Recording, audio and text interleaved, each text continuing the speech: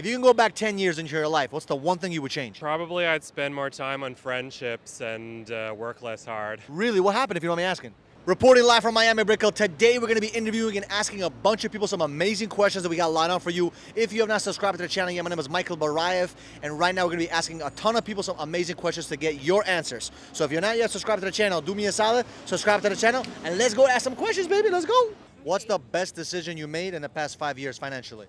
Grow my business. Really? What kind of business do you have? I have 2 hair salons and I have 2 jewelry stores. Do you think it's harder to be an entrepreneur as a woman than a man?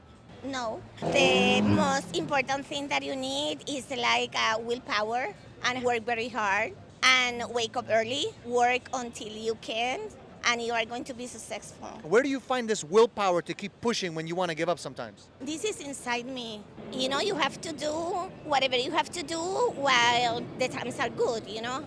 And I don't care if I'm selling, for example, in 1 month, and I am selling a lot, I am going to keep pushing it.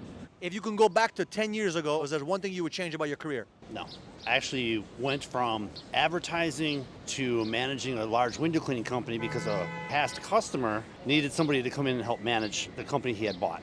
That was up north. I came down here, started my own thing, and being my own business owner is, very satisfying. And how long have you been doing this? 8 years. And what's the one transition thing that you had to make mentally and emotionally from being an employee to becoming a business owner? When you have a job, there's always a paycheck. When you're running your own business, if there's no sales, there's no income. So you have to get over that fear in the beginning when you start and just have confidence that it will come if you just keep working at it. If sales guys are out there and they're looking for a good industry to put themselves in bed with for the next 5 to 10 years, is solar the right place? Solar is a good place, but my recommendation is all home services. Everything blue collar, master that. Solar's great, but you have opportunity in plumbing, you got opportunity in windows and doors. Don't be singular focused on one thing. When should they stop and start building a team, in your opinion? Should they keep just hustling, or should they eventually focus on building a team, in your opinion? Start building a team from day one. Learn how to close the deal so you can train your homies to get into the game.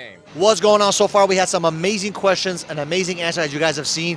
We still got some more coming in. If you have not yet subscribed to the channel, do me a favor, subscribe to the channel, click the little notification bell so you know every single week we come at you with value videos and value content. Let's go! What's more important, integrity or work ethic when you're hiring somebody? Integrity, because when you have amazing people on your team, you don't have to worry about them. You can scale, you have A players that can help you grow, and you don't have to look over their shoulders, and everything just flows, and then they're great human beings, so you don't have to question their integrity or worry about trusting them or any of those things. So what's the biggest challenge when it comes to finding those A players in the marketplace? You have to have such an incredible value proposition that they want to join you, and they know that there's going to be growth and that there's excitement and that your vision and mission of what you're doing is leading to somewhere, and they can be part of that. And then they get jazzed up because of that, because they realize I'm part of something, and then all of that electric energy, it compounds, and then there's a cumulative effect